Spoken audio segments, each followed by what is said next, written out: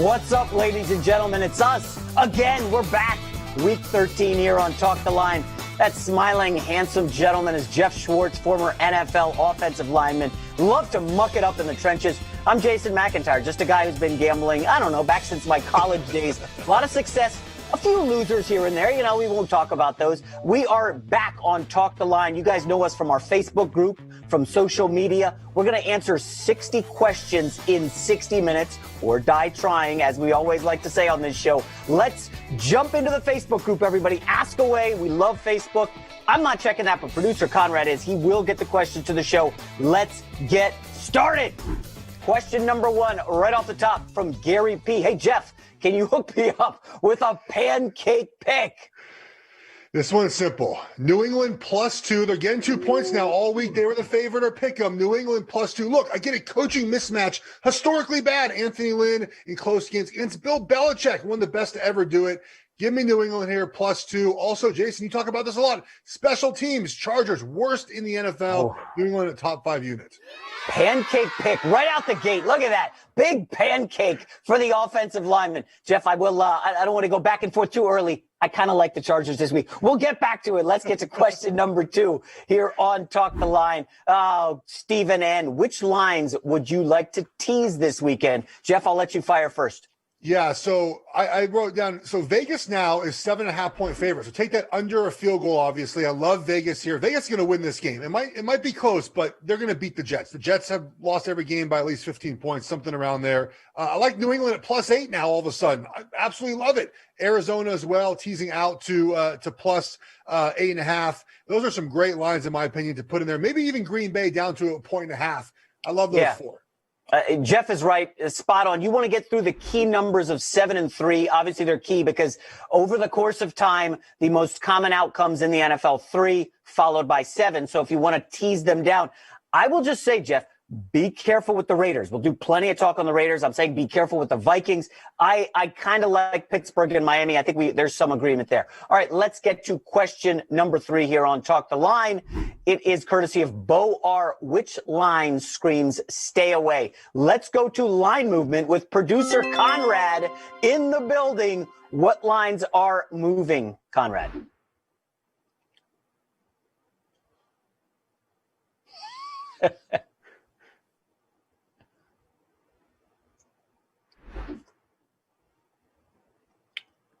All right. So some line movement this week. Geoff, how does that impact your stay away? Like, what do you do when you see lines moving? Are you just like, I'm panicking? No, thank you. Your thoughts? It depends, obviously, if it goes through those key numbers, which a lot of these games haven't been so far. But the stay away line for me this week, Jacksonville getting 10 points in Minnesota. Why are the Vikings 10-point favorites over anyone in the National Football League? I do not understand this line one bit. I would not touch this game. Yeah, mine is Arizona and the LA Rams. This is a great game, Geoff. I would say, this should have been flexed to Sunday Night Football. Yeah. This is a great game. I just don't know if I can correctly handicap it. You know why? Because every matchup looks like it's a Rams lineup, right? They're better defensively.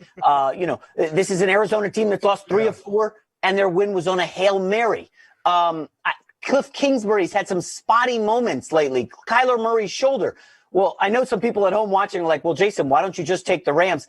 I don't know about that here. I mean, I got a good number for you. Jared Goff and McVay are 12-5 against the spread off a loss. So they're good at bouncing back. Everything lines up to Rams. Seems a little too convenient for me, Geoff. I'm with you. And Kyler Murray, 12-5-1 as an underdog in his career. So he plays very well as a dog. But you're right, that injury, we don't know the injury status of Murray. Like, that's really affected the way they play, right? The last couple of weekends, only 15 rushing yards, 31 rushing yards. The passing game is not as crisp. The Rams defense is really good. But there is something about this game where if you don't like either side, just watch the game. Just have fun, enjoy it. Yeah. I know it's fun to have skin in the game, but you don't have to bet everything. Let's get to question 4. Hashtag talk the line. Dave B. Taysom can't throw the ball, but my Saints are rolling. Do they run it back on the Falcons this weekend? Geoff, there's been some line movement here. Yeah. So I really like Atlanta in this game. I think Atlanta actually wins this game straight up. And this is more of a kind of a playing days thing for me as an 8-year NFL veteran. So when the Falcons saw Taysom Hill the first time, it was unique to see that offense out of the blue, right? All week they talked about about Jameis starting, then oops, Friday, hey, Taysom Hill's going to play now. Well, you saw them 2 weeks ago. They get the same offense coming back, and the offense hasn't been as efficient since that game. Atlanta Falcons defense, guys, have actually been really good under Raheem Morris. 6th in the NFL since he took over. So their defense is playing really well. On the flip side, their offense got embarrassed. They allowed 8 sacks, like 17 total pressures on Matt Ryan. So I think offensively, the Falcons play much better, a much cleaner game. They shut down Taysom Hill. I like Atlanta here on the money line, plus 120. Yeah, this is interesting. I know a lot of professional gamblers, guys who are doing the big money wagers, have taken this down from 3.5 Saints to 2.5. 3 we talk about as a key number all the time. But, Geoff, I can't get over the fact that we're talking about a Saints team that is overall the best in the NFL. Top 10, okay, in offense, defense, and special teams. Nobody else can claim that in the NFL. And Sean Payton, I know there was some panic last year. Oh, Drew Brees is hurt. Can Bridgewater come through? Well, Bridgewater went 5-0 against the spread. So this year, Drew Brees goes down. Taysom Hill comes in. Well, can Taysom Hill throw the football? Taysom Hill, 2-0 against the spread. Even if you want to toss out that Denver game because the Broncos had no quarterback, I cannot resist the Saints at 2.5 here. And I know the familiarity, the divisional rematch, all that stuff looks good on paper. I don't know if I trust Matt Ryan here. I'm riding with the Saints. Let's get to question number 5. Russell K., which running back has a better day, Nick Chubb or Derrick Henry? We have a weather update from Nashville. Let's take a look at the weather in Nashville as Derrick Henry and the Titans host Baker Mayfield and the Browns in Week 13. Now, weather conditions will be calm on Sunday. Temperatures are going to be cold, though, for kickoff. Expect the 40s for most of the game with those light winds. And December is Derrick Henry's season. So with these cold temperatures, we could see the Titans feed him the ball even more than they have been in the past few weeks. I like that. Derrick Henry season. There's no better closer in the NFL than Derrick Henry. Geoff, where are you on the Tennessee, Cleveland, the line, the spread, but also the Chubb-Henry matchup? Well, look, the thing that's in Henry's favor, he doesn't split carries, right? So Nick Chubb has Kareem Hunt on the roster, who they like to give, 40% of the carries to. So I think it's Henry all the way. He's averaging 5.7 yards per rush the last 3 weeks. He's been outstanding. The Browns' rush defense, not very good. I know Myles Garrett is back, but this Titans offense runs through Derrick Henry. I think today is another big day, 130-ish yards, and he will be the one you'd bet in this prop. Yeah, I like both these guys. I like the over here. This line has come down, though. Not the total, but the side. It was like close to a 6, and now we're seeing a 4 on game day. I'm not sure what people are seeing, Geoff. This is a advantage on the offensive line to the Browns. You've been early on this because you're an offensive lineman. You notice the trenches. Yeah. But the Tennessee offensive line, some musical chairs going on. They've had some injuries. It hasn't totally mattered, especially not against the Colts last week, who were beat up. I really do think this total is a hair low. This is two offenses that are going to have a lot of success. Baker Mayfield struggles against pressure. Well, Tennessee's 31st in pressure rate. So Baker's going to have some success. We know Chubb and Hunt are. We know Tannehill is against his secondary that's missing 2 starters. Myles Garrett's coming off COVID. Geoff, did you read his comments about COVID? Myles Garrett's like, yeah, it hit me hard, but I'm going to come back. Bro, he might play 30 snaps today. I don't know. Well, we've seen players now who've had COVID come back and say the exact same thing, so it's no surprise. The Browns are the worst 8-3 team ever. I do not understand why so many people are high on the Browns. It's the first time in a while now they put a team in good weather, by the way, that can punch them in the mouth. Hasn't happened once. All right, let's get moving. Question 6 here on Talk the Line. Geoff Schwartz, Jason McIntyre. Thank you for the question, Riley. Houston lost 2 crucial players this week. Are we riding with the Colts? I feel strongly about this, Geoff. I'll let you go first before I fire away. Oh, I love the Colts in this game. Coming off that loss last weekend, going to Houston. Remember, Houston lost their best wide receiver, their best cornerback. The Colts returned their defensive line from last week. They returned their center, still at their left tackle. But I think they go into Houston and handle business. This could be an ugly game, Jason. I feel like the Colts are going to give it to Houston this weekend. Yeah, Geoff, as a former player, you know this. Good teams win. Great teams cover. Okay, I believe the Colts are a great team. Disregard what you saw last week. They were down 5 starters, okay? Everybody's back except Costanzo, the left tackle, who's kind of significant. We'll talk about him later in the show, I'm sure. But I just think this is a right spot for the Colts. Coming off a loss, Frank Reich, by the way, 5-1 against the spread against Houston. And yes, it's not against Romeo Crennel. It was against his predecessor, Bill O'Brien. But this is a big coaching advantage. All you got, if you're betting Houston here, is Deshaun Watson. And if you think he can come in the back door late, don't take the hook, fine. But at 3, I really like the Indianapolis Colts. Let's get to question 7. Marvin W. Do the Giants even have a chance to cover this game without Daniel Jones? Dr. P in the building. Here we go. The Giants quarterback, Daniel Jones, went down last week with a right-sided push-off foot hamstring strain to the right side. Jones is listed as doubtful for Sunday's game, but did practice Friday the first time since the injury. However, he's still listed as doubtful. If he does play, our data would suggest that hamstring strains in quarterbacks actually do quite well. He'll be at least at par, we think, if he plays this week, but he'll be even better if he rests, and both his QBR and passing game should improve even from his baseline. That's good stuff from the doctor. Now, I do like how he changes his background all the time. Did you notice that? He's very diverse. So, Geoff, here's my thing about Daniel Jones. Like, he was just awful early in the season. Turnover machine, 1 turnover, 2 turnovers every week. He just stopped turning the football over. I mean, he would rather eat sacks. And he was having some success with the Giants. They were moving the football. Colt McCoy comes in. I joked last week, I wouldn't trust him to pick up my mail if I were on vacation. Colt McCoy, I know he's a veteran. I'm sure he's a nice, swell guy. But, Geoff, Colt McCoy, 10.5 on the road? I don't know. I think if this was a game with fans, where the crowd was loud in Seattle, I'd really love Seattle on this spot. It's just so hard to play with that noise. You can't hear yourself think. It's not even just the play call, or it's just you can't hear yourself think through the plays. It's intensely loud in Seattle. But the reason why I think this game could be closer is Seattle's offense, Jason. Have you noticed recently this let Russ cook offense has gone away from let Russ cook? They're running the ball more. They're being super conservative again. They're punting when they shouldn't punt.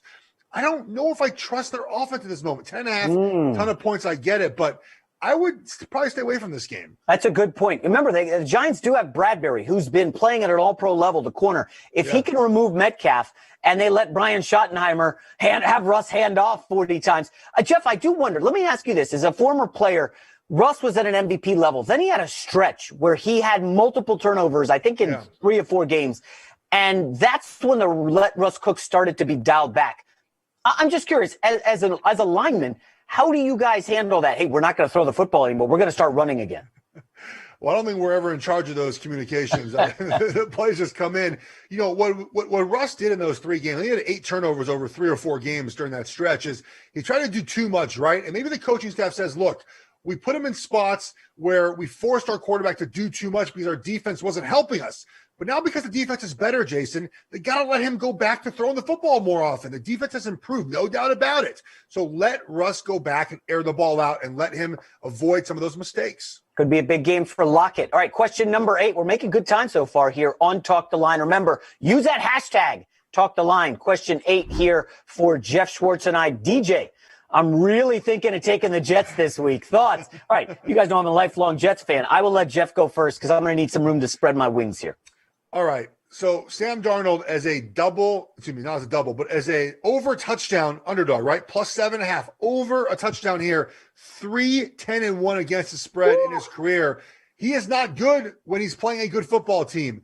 I know I get the lines a lot, guys, but the Raiders have something to prove. I know they're out, Jacobs. Not terribly worried about that. More worried about their defensive guys out, Farrell and Abrams. But they have to prove to this weekend that they belong in the playoffs, that they belong as a winning team, that they're making strides this season after that embarrassing Falcons lost to Chiefs, lost to the Falcons. I think, Jason, they go into New Jersey and win this game by multiple touchdowns. Whoa, Geoff Schwartz. You know, Geoff opened the show with a pancake pick, and I came close to the kids' college tuition. As I'm walking out the door this morning, I said to the kids, I'm loading up on the Jets, guys. And they're like, no, Geoff, what are you doing? They asked me why I'm a Jets fan. I was born in New York. You pick a team. I do love the Jets this week, Geoff. I really like them a lot. Now, I know you bashed me a couple weeks ago when I liked the Jets. I'm telling you, man, right now they've covered 3 of 5. Okay. One of those was against the Chiefs and the other was against the Dolphins. The Dolphins are a bad matchup for the Jets. The Raiders are not.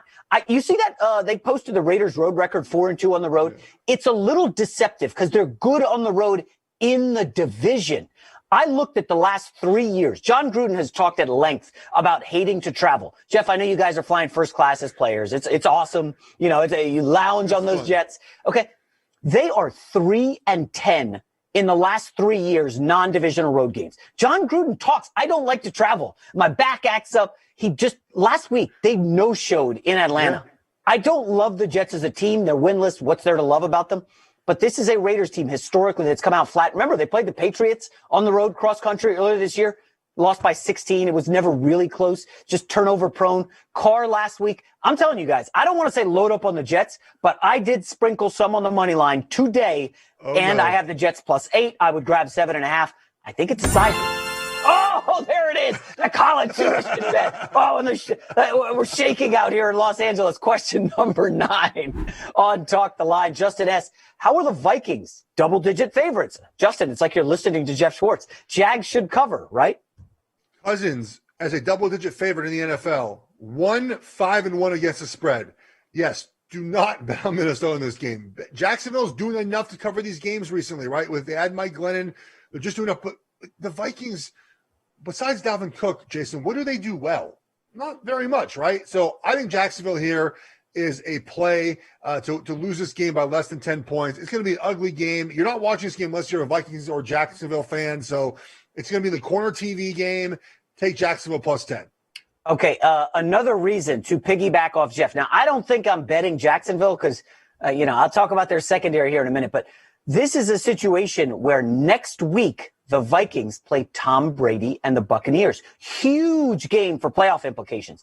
Vikings are looking at the Jaguars. These guys stink. Who's Mike Glennon? Look at their secondary. Top 3 quarterbacks are out. They pulled up a dude from the practice squad who started the season on Minnesota just so they could get him up for this game. They're like, we need help. What do you got? Jeff, Jacksonville secondary against Thielen and Jefferson, who are arguably the best 2 wide receiver tandem in the NFC. They're right up there. Yeah. They're facing 2 undrafted rookies who are starting for Jacksonville. Kirk Cousins, I know he lays eggs as big favorites. He did earlier against the Cowboys. Risky to take the Vikings, but I'm just telling you, be careful backing a dog with fleas like the Jacksonville Jaguars. All right, let's go to question number 10 here on Talk the Line. Quinton T, can Carson Wentz gut out another backdoor cover in Green Bay? Geoff Schwartz, I know you watched Monday Night Football. Carson with the Hail Mary. I did. I mean, can he? Sure. Will they? I don't think so. I mean, it's always possible that he does this. But here's the thing. If you're backing Philly, here's what you have to hope for is that the Packers rush defense continues to be pretty miserable, right? We know the Eagles, and they've beaten the Packers last year in this kind of same spot, right? Like Eagles back against the wall, went into Green Bay and won. And they ran the football at will against the Packers. I think they will try to do the exact same game plan again. So this comes down to the Eagles' offensive line playing well in the rushing attack, and then their defensive line being able to harass Aaron Rodgers, which, look, the Eagles' defensive line is the best part of their team. So can this happen? Sure, but it will happen if the ball is taken out of Carson Wentz's hands, right? If it's done by the rushing attack. So that is your key if you're betting on Philly, is the rushing attack to do their job today. So, Geoff, you've been doing this a while, and I definitely have. And every single day of the week, I'm pouring over information, trying to get an edge. Geoff, I'm telling you, I can handicap this game perfectly. Packers-Eagles. I can tell you what's going to happen, given the history of Peterson, what the Packers don't do well, i.e. stop the run, as you said. What happened last time the 2 teams met? Heavy run game. If you notice, the Eagles just activated Jordan Howard. He had a good game last year against the Packers. They're going to do the double tight end sets and run the football. And the problem with handicapping the game correctly is when the Eagles get destroyed and Carson Wentz, who leads the league in sacks taken and interceptions, you guys are going to come to me in the Facebook group and say, Jay, hey, man, you were wrong. Well, not really. You can handicap a game correctly and know what's going to happen. And you can't account for Carson Wentz taking 7 sacks and throwing 3 picks and having a strip sack. Like, that's not in anybody's handicap, okay? There's nothing in Carson Wentz's history beyond this year that said he's going to be one of the worst quarterbacks in the league. He literally, Geoff, is ranked like 30th or 31st of all the quarterbacks. There's 32 teams, guys. So, again, I'm telling you, I trust my handicap here. Over the course of 2, 3, 4, 5, 10 years, I will be on the right side here. I think the Eagles are the right side. Jeff, I don't know. Did I just ramble too long? No, I like it. Look, this is why they come here, right? They hear you talk about the way you process bets. I think it's fabulous. People love to hear that. Okay, all right. Let's get to question 11. Let's get to question 11 here. Talk the line. Ryan C. I need a big day from Derek Carr. Does he get multiple TDs this week? Well, Geoff Schwartz is on record saying that Derek Carr and the Raiders are winning big. Go ahead. Let's hear it. Well, look, the over there, the minus 188 is not the best number you can get for the over. But here's the deal. The Jets allow 284 passing yards per game, and they're last in the NFL. Last in the NFL, Jason, at completion percentage on defense. So they allow a lot of balls to be completed. Guess what Derek Carr does really well? Completes a lot of passes. So I will lean over here for all the Derek Carr props. Over touchdowns here, minus 188. I get it. You have to basically lay 2 to win 1. And I would lean over his yardage as well. I think Carr's a big game. Weather's not too bad. Not going to be windy. Not that rainy there today in Jersey. A little bit cold, which Carr does not play terribly great in the past. But I think he has a good day. Yeah, impossible to argue against that. I will just say this, Jeff. As a longtime Jets fan, I have been watching them closely. I do watch every Jets game closely. Quinnen Williams, as a guy in the trenches, Jeff, you'll like this. Quinnen Williams is playing out of his mind. Okay. Yeah. This is the second-year pro from Alabama. He had the issue off the field, but he's past that. He has more sacks, hits, and hurries this season than Chase Young, the rookie on the Washington football team. Everybody talks Chase Young. Quinnen Williams is having a better season. He has 6 sacks. This is an interior lineman. Jeff, right now he's unblockable. Raiders offensive line looks shaky against the Falcons. I think there's a little bit of an edge here. No Josh Jacobs. I think Quinnen Williams can eat on the inside. But to the prop bet, I think you're right. Carr should have some success with Henry Ruggs. I love how much you convince yourself the Jets are winning this game. It's so fun. That's what you got to do as a fan of the winless Jets. Question 12. Let's go. Talk the line. We've got to play some catch up here. Ray M. Bengals stink. That's a fact. Can the Dolphins win by 2 touchdowns at home? Now, Jeff, do we know who's starting at quarterback here? I don't know yet. I have not seen. I don't think it matters, honestly, in this game. I think the Bengals aren't going to score. Like that, that's the problem here. Miami's defense brings a ton of pressure. And guess what the Bengals have? A third-string quarterback who struggled against the Giants last weekend. Yeah. The Dolphins are going to score on defense. They're going to score on defense. They're going to score rushing the ball. They're going to score a lot of points in this game. I think the Bengals aren't going to score, Jason. It's that simple. They're going to score 10 points. That's it. I think on Thursday will do enough. On Thursday, you had the team total under on the Bengals, right? Yeah, under 14.5. That's one of your sharper plays. I like that. I will only add that when you look at what Tua struggled in against Denver, the pressure, the Broncos, second in pressure rate in the NFL. Take a guess where the Bengals rank. 32nd, dead last. They don't pressure the quarterback. If Tua starts, and it sounded like he might start. He's got the hand injury. This is a get right spot for Tua. By the way, if he can't get right here, just get Fitzpatrick back in there. Tua has question 13. Let's go. Let's move it. Derek B. Will Justin Jefferson find the end zone? I just want to quickly, Jeff, before you answer, remind everybody that the Eagles took Jalen Reagor right before the Vikings snapped up Justin Jefferson. Sorry, I had to tweak you Eagles fans out there. You mentioned earlier, right? Jacksonville playing with a bunch of young players in secondary. I'd go yes here at only minus 105. Love it. Yes, that's a good question. And Derek B., I think our audience is getting smarter. This shows we're catering to the smart gambling fan. And for him to ask that, very well done. All right, let's get to question number 14 here on Talk the Line. Zach K., do you like the Colts this week, even with the hook? Jeff, before we get to you, let's go to Dr. Matt with an update. Colts left tackle Anthony Castonzo was ruled out for this weekend's game against the Texans as he continues to nurse a sprained MCL. We expect to see Anthony back in 2, maybe up to 3 weeks, and he returns. His productivity will actually be quite good with an overall good snap percentage. However, the Colts are just not as good without Anthony, as they just do not have the same amount of offense, do not have the same rushing, passing yards, and not the same win percentage. Whoa, Nelly. Jeff, not that ideal. chart, we're leaving it up on the screen for you guys. That is quite staggering. Now, Jeff, former NFL offensive lineman, it's tough for the viewer to say, man, a left tackle? How much of an impact can he have? Jeff, help educate. Well, when you design an offense, typically the left tackle's left on an island, right? He's by himself. So you help the four other guys via either the slide or you put a running back there. And when you don't have that guy there, you have to dedicate more resources to making sure that your backup left tackle plays well. And so you pull resources from other parts of the line. So if you have a weakness across the line, now more weaknesses get exposed. Also, typically you move a right tackle to left tackle. So now you've made your left tackle worse via injury and your right tackle worse via replacement. The reason why I'm not so worried about this right now is J.J. Watt typically lines up on the other side of the line over the right tackle and right guard. So they don't have a counterpart to J.J. Watt that I'm worried about the Colts having to deal with. But with one guy out, like I mentioned, one guy out, they can find a way to generate enough offense, I think, without him. And the hook is now gone this line. It's -3 right now. I think we both love the Colts. I would have loved them at 3.5. I did bet them at 3.5 personally. I think the Colts will win this game by at least a touchdown. I hate that I'm on them with you, 3.5. You're not getting the best number. So not a good job by us. All right. Dr. Matt, great stuff. Question number 15. Remember, questions via hashtag talk the line. All right. Mike H. Can Nuke Hopkins, also known as DeAndre Hopkins, break free from Jalen Ramsey and put up big numbers? Geoff, this is probably head-to-head the best matchup of the weekend. I mean, put up big numbers, probably not. Can he break away a couple of times? Sure, he can do it. But I think that we're looking at a Kyler Murray offense. This is not as good without him being 100% healthy. And Ramsey and the Rams defense guys, number one in the NFL defending the deep balls. What the Cardinals do really well. I would lean under here. I think that Ramsey does a great job again, as usual. He's good at pestering these guys. And I think that it's a rough game for Hopkins. Yeah, well, if you're taking under 75 yards on Hopkins, they're probably not going to win this football game. If you watched last week, Kyle Shanahan in San Francisco used Deebo Samuel all over the field to get him away from Jalen Ramsey. And what happened? Samuel had a lot of success, 133 receiving yards. They moved the football, and they ended up winning the game.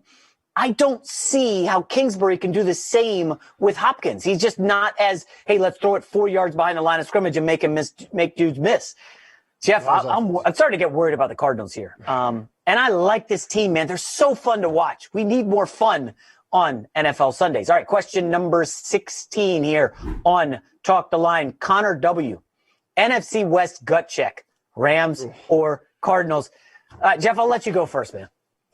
Look, I think the Rams in this spot and under a field goal now, -2.5, are probably the play. But like you said earlier, I'm kind of worried about this. Sean McVay, 6-0 now, all time against the Cardinals.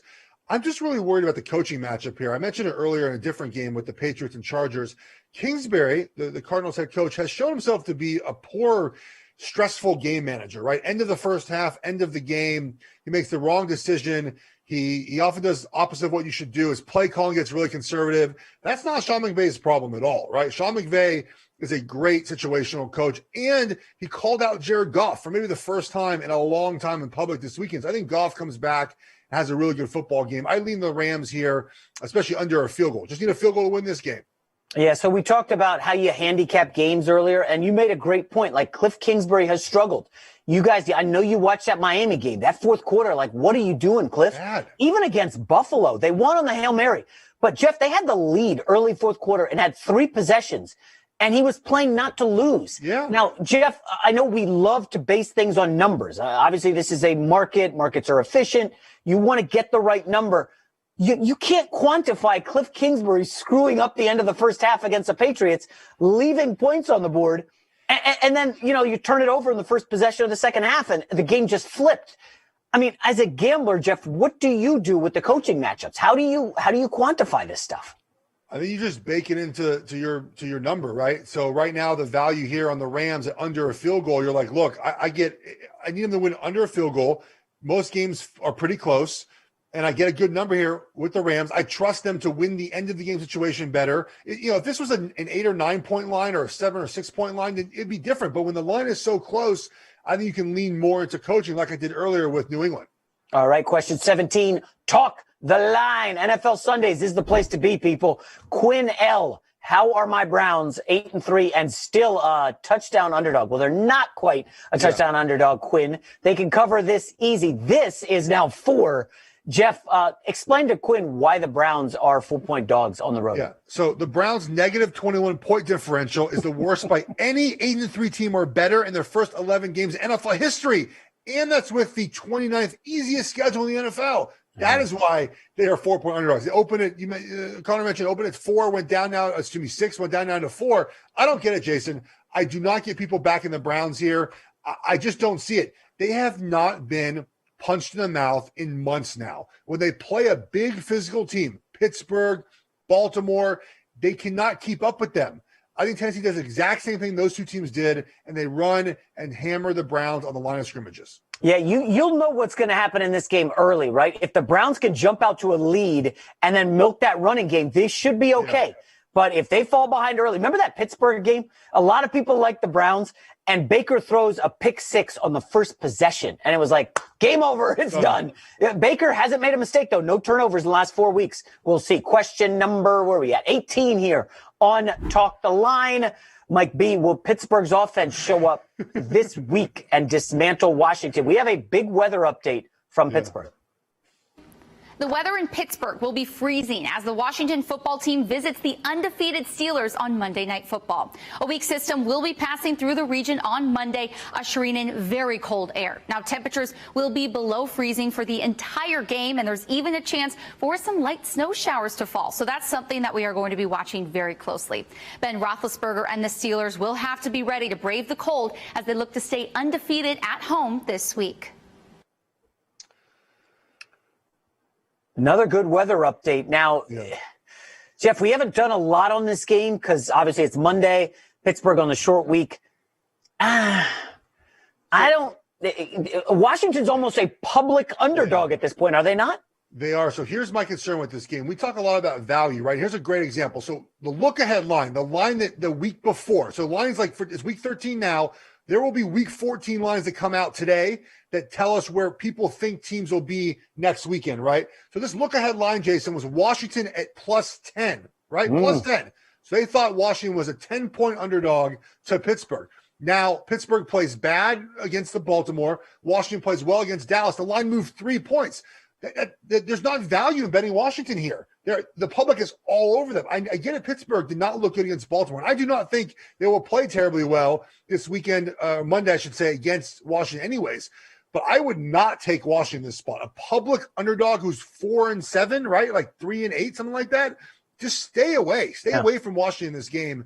I don't like either side.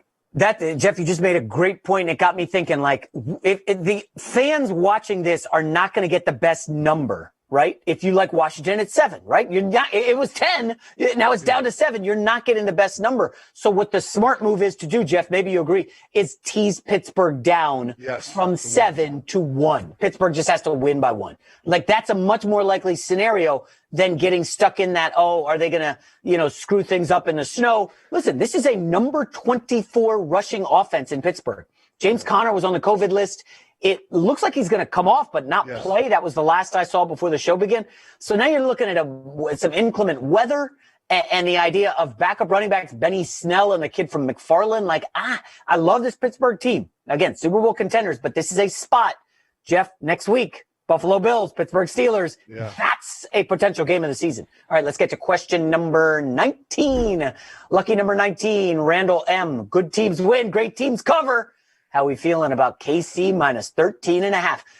Geoff, Randall's like watching, sending questions with stuff I just said. Love it, Randall. All right, Geoff, go. I'm a little worried about the Chiefs' ability to finish games recently. They have not covered now, I think, 3 straight weeks. And mostly because the end of games, they're just not finishing very well. And I worry that, this is like a 35-24 game. 35-20 game, and Denver comes down, just scores a late touchdown, and they backdoor cover. Like, that's just kind of what the Chiefs have been lately. So I would stay off this game. Just enjoy watching it and get ready for Kansas City and New Orleans in 3 weekends. That's going to be a heck of a game. Pat Mahomes, 4-5 as a double-digit favorite in his career. Pat Mahomes, a great quarterback. Best quarterback in the league right now. Guy's phenomenal talent. That's a huge number, folks. I think, listen, Geoff and I are going through every game with your questions.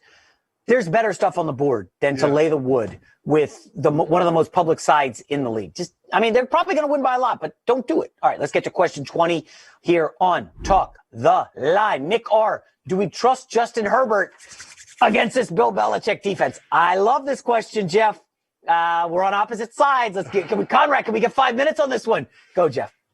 So I know the way you feel about this because you like the Chargers, and there's numbers floating around that are very accurate that Bill Belichick does very well historically against first, second-year quarterbacks.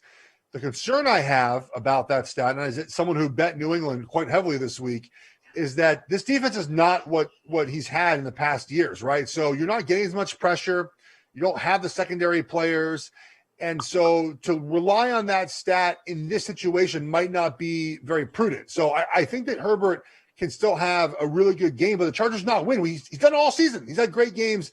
The Chargers still not win because of the coach decisions made to end each of the halves. So I think Herbert does have a good game, Jason, but not enough to win. Okay, so my kids are working on their multiplication tables, and I'm trying to drill it in their head. Geoff, I think your kids are a little younger, yes, but I'm trying to drill the stuff into their head so you memorize it. Folks, every week on this show, buy low, sell high. Buy low, sell high, okay? You're buying the Chargers at maybe their lowest of the season, coming off another unmitigated disaster. Anthony Lynn should be fired. What is he doing as a head coach? Close games, blah, blah, blah, okay? And now you're selling the Patriots off a win over the Cardinals that, Geoff, we know they shouldn't have had. They had 189 yards of total offense, and Cliff Kingsbury handed them the damn game. And yes, I'm a little salty because I had money on the Cardinals last night. As Geoff said, this is not a good Patriots defense. 30th in the NFL. I know Gilmore's back, and he missed some time. He ain't the DPOY that he was last year, Defensive Player of the Year. He's just not that guy anymore. This is a perfect spot for the Chargers to say, wait a sec, we're better offensively. We're better defensively. We're not better on special teams, as Geoff noted.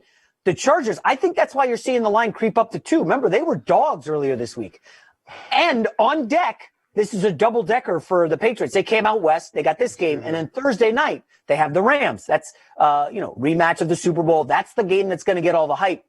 I can see the Chargers actually putting one on Belichick here. Everybody thinks Bill's in the playoff mix. Go, Geoff. One last thing here. Anthony Lynn told reporters this week, he told his team that they're not making the playoffs. Coach, you're still in the playoff hunt, right? I looked at the standings. No one has been eliminated yet except the Jets, I think. Okay, you're still in this thing. You cannot tell your team you're probably not going to make the playoffs when you have to at least pretend. And look, the players aren't stupid. They know what their record is, but you have to pretend that you're in this thing. He coaches like he's out of the playoffs already. Like the Chargers are more talented. I get it. I'm all with you there. But the coaching mismatch is so big here. I cannot believe that the Chargers and Anthony Lynn are favored here. Question 21, talk the line. It is Bobby T. Public plays have been really bad lately. True story. Who should I stay away from this week? Producer Conrad, wearing sleeves today, has your public bets info. Hey guys, is this thing working? Usually I'm the one telling you guys to unmute, but today it was my fault. That's my bad, guys. All right, so according to Fox Bet, these are the teams that we're seeing the most public money against the spread on. The Ravens are seeing 95% of the bets against the Cowboys. We haven't got to that game yet because we haven't known about Lamar Jackson, but they're still seeing a ton of the money. The Raiders are seeing 88% of the bets against the Jets. Sorry about that, J-Mac. Of course, the Chiefs are seeing 88% of the bets against the Broncos, and the Packers, 85% of the bets against the Eagles. All right, Conrad, solve that mute button issue from earlier. Yeah. Listen, hey, don't be sorry that the Raiders are getting 88% of the bets. The house is what side you want to be on. Geoff has, listen, we don't want to go overboard with Fade the Public. Yeah. I know the gambling crew on Twitter that gets all salty and angry when you talk about this. But Geoff, does seeing that give you pause? I'm not saying you're flipping and making a decision on that, but does any of it give you pause No, because we haven't talked about the Ravens game yet, but I wouldn't bet the Ravens this weekend. We talked about the Chiefs. Don't bet the Chiefs. Packers, I know you like the Eagles, so that's great for you, right? And I'm not really on I used the tease for the Packers. That felt more appropriate. I like the Raiders. I get it. It's a public play. I'm rolling the dice here. And I hate doing it. I'm not a Raiders fan. I love the Chiefs, but let's go with the Raiders here. Last year in this spot, Jets 34, Raiders 3. Just thought I'd put that out there, put it out into the ether. We'll just get to question number 22. Sorry with the hand gestures, folks. I'm a handsy kind of guy. Cam L on question 22. Did I just say that? Best bet for the over to cash, Geoff. So I like Indy and Houston. It's at 50 right now, or about 50. I just think Indianapolis puts up in the 30 range, and the Texans just need to get, obviously, make up the difference there. And I think Watson has played outstanding. He's the best quarterback no one's talking about now because their team is so bad. So I think that the Colts put up in the 30 range, and Houston can score enough points, especially late in this game, some late touchdowns to head this over. I don't know if I love that, but I do love Jacksonville Vikings. Can we see a total? Is that still in the high 50 and a half? I'm just seeing points on points. Listen, Thielen and Jefferson are going to eat.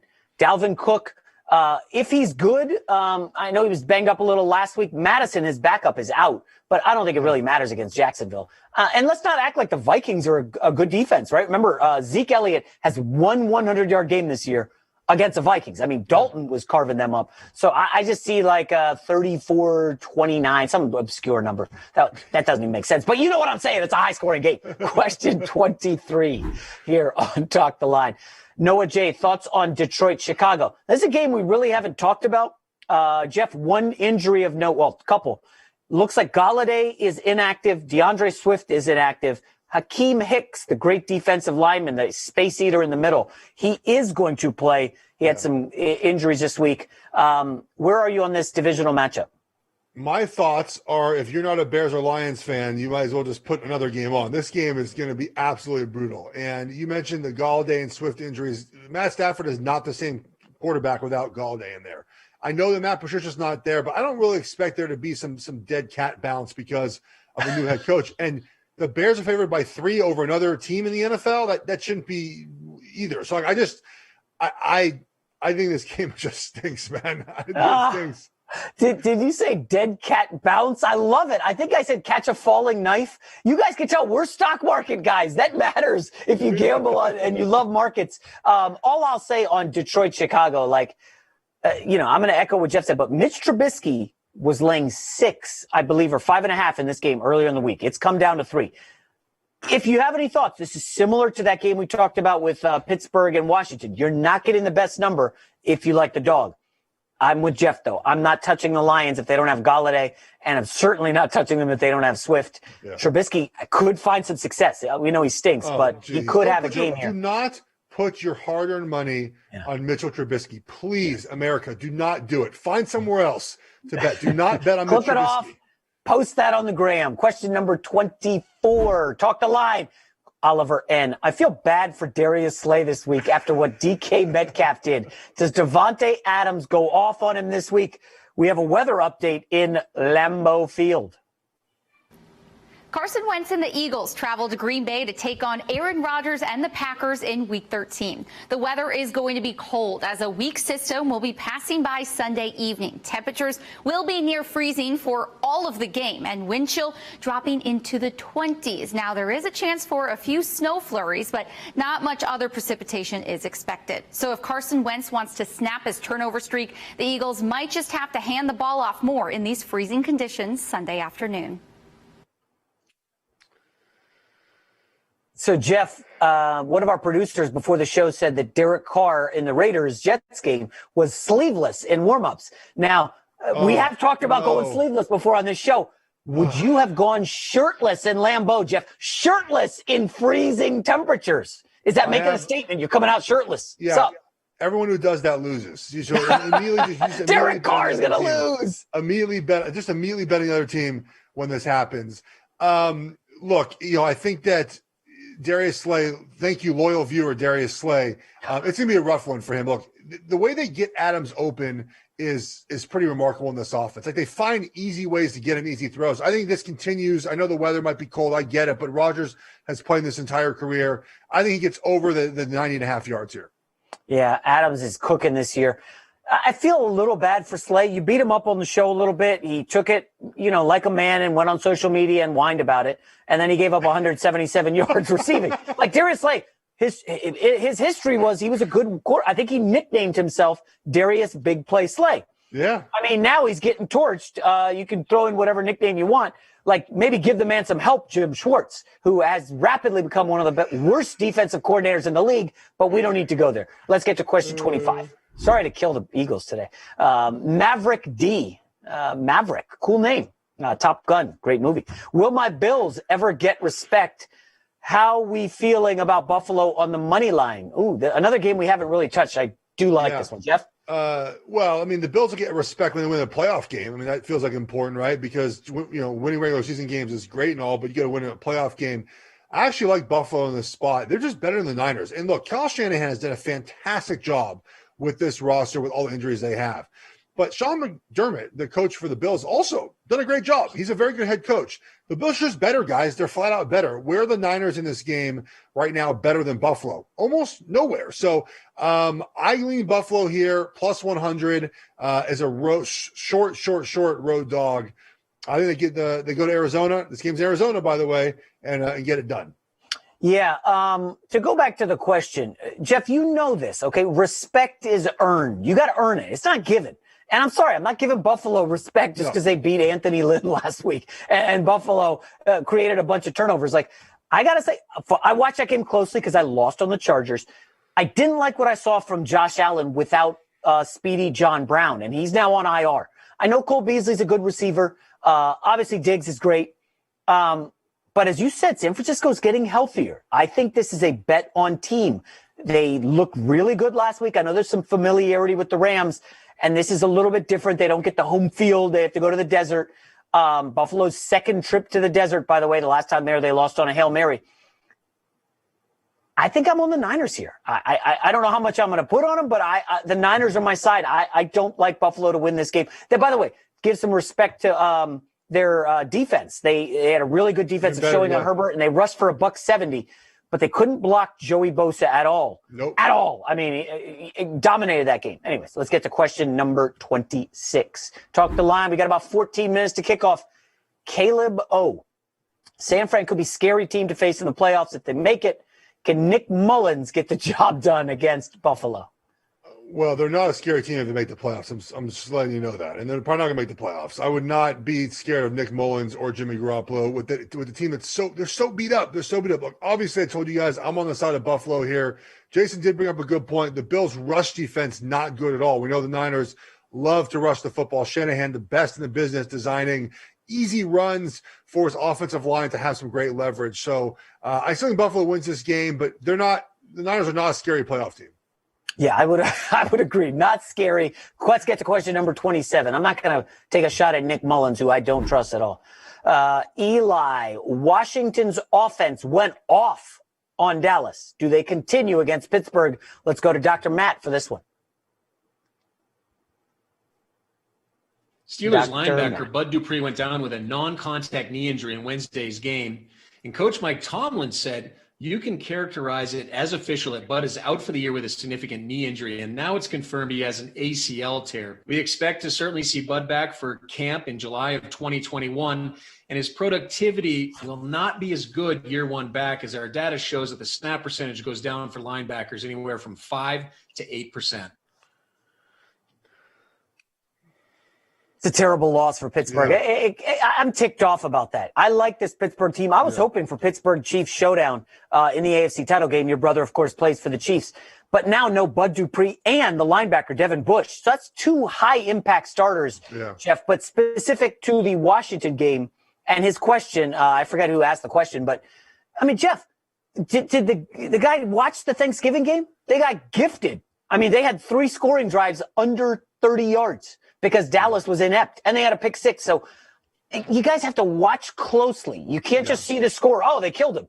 Not really. Like, if you watch closely, Dallas screwed up multiple times, and Washington took advantage. Pittsburgh not as likely to screw up as often. Yeah, look, Pittsburgh defense obviously will miss Dupree, but they have some great players otherwise, right? Watt and Tuitt's back for this game, and Cam Hayward inside, and all the secondary players they have, right? Fitzpatrick, Hayden, all those guys. I'm not as concerned about one guy being out like that. And they weathered the storm without Bush in there as well. So I do think Washington does have a hard time moving the ball. Who has moved the ball well against Pittsburgh this year, right? It's Baltimore the first time. That's about it. They didn't even win that game. So I really like Pittsburgh still defensively to play a really good game on Monday. Great teaser spot, as we've mentioned several times in the show. All right, 10 minutes to kick off. Question 28. Let's rock and roll. Leo M., which home dog has the best chance of covering? Ooh, home dog. Now, We should probably eliminate San Fran from this, right? They're not technically at home. I mean, unless, Jeff, you love that as a home dog. Also the favorites. They're all slight favorites. So that would be that wouldn't work either. So yes. You're right. Yeah, right. Like that's the thing is they shouldn't be favorites. And we're like, it's just odd. Okay. Just assume, yeah. Jason's obviously taking his Jets here, right? I'm surprised he's not wearing his Jets jersey while doing the show. I think my favorite home dog to cover, I like the Falcons a lot, guys. I know Matt Ryan is tough to bet on them. And every time I bet on the Falcons, I'm on the wrong side. Everyone who ever bets on the Falcons is always on the wrong side. It's just they're the worst team to bet on. But I really think, though, their defense has played a lot better under Raheem Morris. They're sixth in the NFL during that time. They're only allowing 20 points per game on defense. Their offense didn't play terribly great last week, and they didn't win that game because of their offense. But they're really good in the red zone, and the Saints defense is not terribly good in the red zone. So I like the Falcons here to win at home. Yeah, as you said, you stole my thunder, Jeff. It's what offensive linemen do. I got the Jets, home dog, and I sprinkled a little bit on the money line, just a taste. All right, question number 29. Talk the line. Lincoln T. Rate my teaser. Eagles 14, Giants 16, Broncos 19. Woo-hoo! Jeff, what is this guy doing?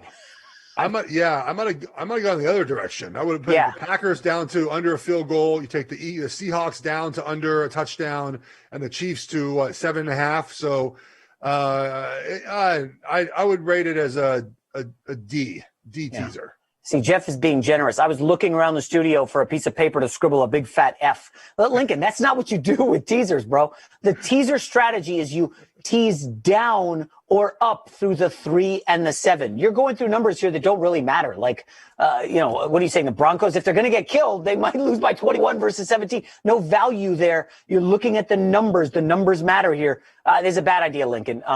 You want to go through 3 and 7. That's what we look for with the teaser. Sorry to be mean, but tough love is how you get better, right? In life. Jeff knows this. I know this. Yes. Question 30. Onward.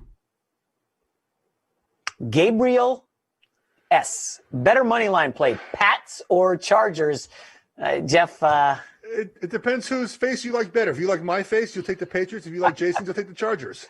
I just want to remind everybody, Bill Belichick is 24-5 against rookie quarterbacks. If anybody is going to dial up something to fluster Justin Herbert, that handsome devil who's going to win the Rookie of the Year, it's probably Belichick, right? Jeff makes fun of the guy's haircut, so I decided to toss that in. Question 31. Levi H. Better chance to win second Super Bowl ring this season. Ooh, that's nice. Aaron Rodgers or Russell Wilson? That's a good question. So I think it's Russell Wilson because their defense is getting better. If you look at the addition of Carlos Dunlap, the addition of Snacks Harrison on the inside to really solidify their rush defense, Jamal Adams coming back as well.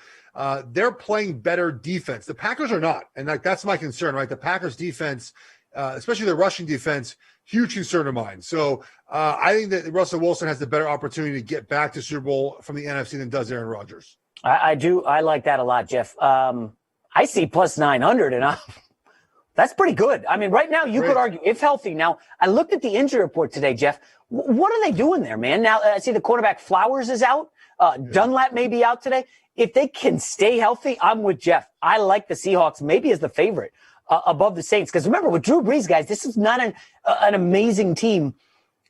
Seattle, I think, will have some value. Yeah. And if you're looking at teams that can go shot for shot, if you will, going back to my college days with the Kansas City Chiefs and Pat Mahomes, it's Russell Wilson, Lockett, Metcalf. Yeah. I like that. I like that a lot. That's a good one. Question 32. Joel P. Is it crazy to think Washington can win on the money line plus 250? Yes, it is. Yes, the answer is yes. It's crazy to think that they're not going to win this game. They're not there as a team yet. I know Pittsburgh's won ugly games, and eventually it's going to stop, but it's not going to stop this weekend. So I guess Monday. The game's Monday. I do not put money on Washington here. Yeah, and the one part of concern about that, I would not recommend it either, is when you look at how Washington's got a little fat and happy the last 4 weeks. Look at who they've played and beat. It ain't anybody close to a top 15 team in the league. It's bottom feeders, right? We played Detroit and lost. I don't have it in front of me, but Dallas. Just mediocre teams. Pittsburgh's an elite defense, even without Bud Dupree. All right, question 33. Richard W. I don't trust the Broncos normally. but with no QBs, this is a 3-score game, right? And I'm assuming Richard thinks, like we do, that Drew Lock is not a quarterback. He's pretty terrible. I mean, Drew Lock, did you see the pick 6 he threw against the Chiefs? It was either earlier this season or last season. I forget. One of the losses he had against the Chiefs. Listen, Drew Lock's not a good quarterback, guys. He's just not. If Kendall Hinton was starting this game, the line would be like 27. So I'm assuming that Drew Lock is going to play in this game. Look, we talked about this earlier. The Chiefs have not been very, very good at finishing games, especially the last couple of weeks. So I worry that this line is too big for their defense at the very end, and Lock comes down and scores a touchdown. He starts dancing down, 12 points with 2 minutes left. I would stay away from backing the Chiefs in this game. All right. So we did 33 questions. Now we're going to do our big picture takeaways from week 13 in the NFL. I know you guys love these. These are put out there to make you guys a little bit smarter what we think is going to happen. Geoff, I'll let you fire first. Big picture takeaways, week 13. Yeah, so this is Baker Mayfield's moment, guys. If he cannot win this game against the Titans, he's gone off this team next year. They're going to move on from him. This is why he was drafted number 1 overall. Got to win a game against a playoff team on the road. No excuses. The NFC least, man. NFC East is going to lose all their games this weekend. Giants are going to lose. The Eagles are going to lose. The Washington football team is going to lose, and whoever else. The Cowboys are going to lose to the Ravens. We talked about that game barely ever on Tuesday night. I parlay all those teams together, the favorites for some fun. Then I look coaching again, man. I think that there's a lot of situations this weekend where coaching matters. Even John Gruden against Adam Gase. John Gruden has proven himself to be really good in offense. He actually, by the way, for as much as John Gruden jokes about not being analytical, he goes for it in the 4th down an awful lot, especially in important situations. So as much as he pretends is, just computers, he actually pays attention to it. He does a good job. So I think there's a lot of coaching mismatches this weekend. Geoff Schwartz, there they are, his cheat sheet. All right, mine is, listen, be careful with the Pittsburgh Steelers, guys. That's my number 1 right out the gate. I know that it's come down and you're not getting the best number. I've seen this show before. Mike Tomlin, we know he's a letdown king. Next week, he's going to get his guys up for Buffalo. That's the game to watch. I think it's must win in Chicago. We didn't do too much on the Bears game, but Nagy, however you want to pronounce his name, he better win this game against Detroit. Okay, Detroit just fired Patricia after they laid an egg on Thanksgiving. If the Bears no-show here, and, Trubisky's going to be toast. We already think he's probably gone, and Nagy could be gone, and the GM as well. Is that an attractive job next year? I don't know. We'll talk about it gambling in the offseason.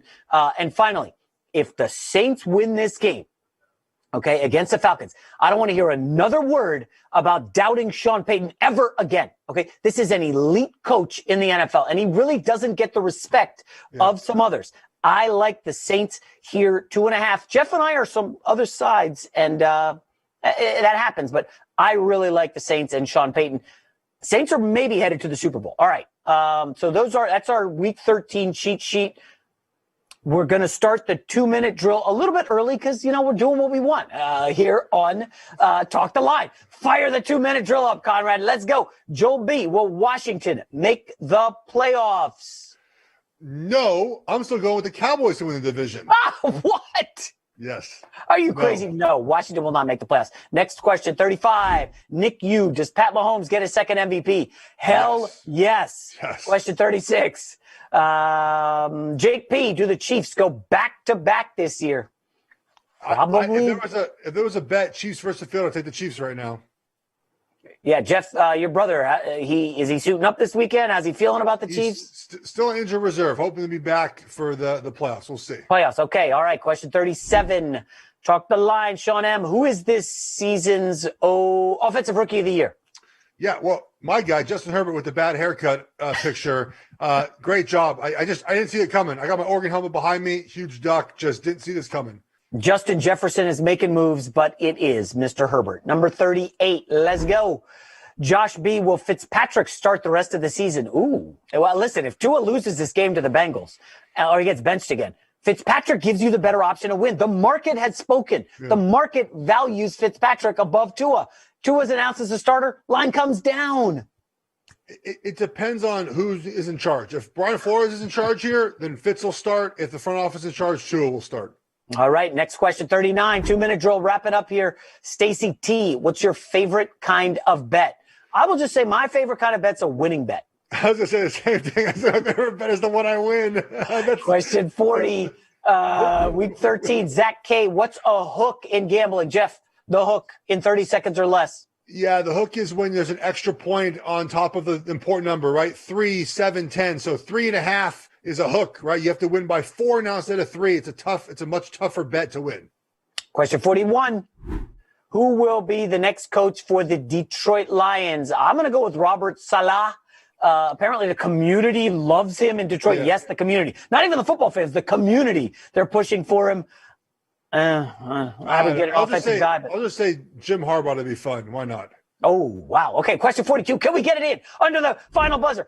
Who will walk away with the number 1 pick? The Jets. I will shave if the Jets win. I will shave. Yeah, I told my family that. Jeff, talk Facebook group. It's popping off. Jeff loves it. He's in there chopping it up with you guys. I am as well. Hey, follow him on Twitter. Follow me as well. We love this show. We'll talk to you guys tomorrow with Colin and Carissa.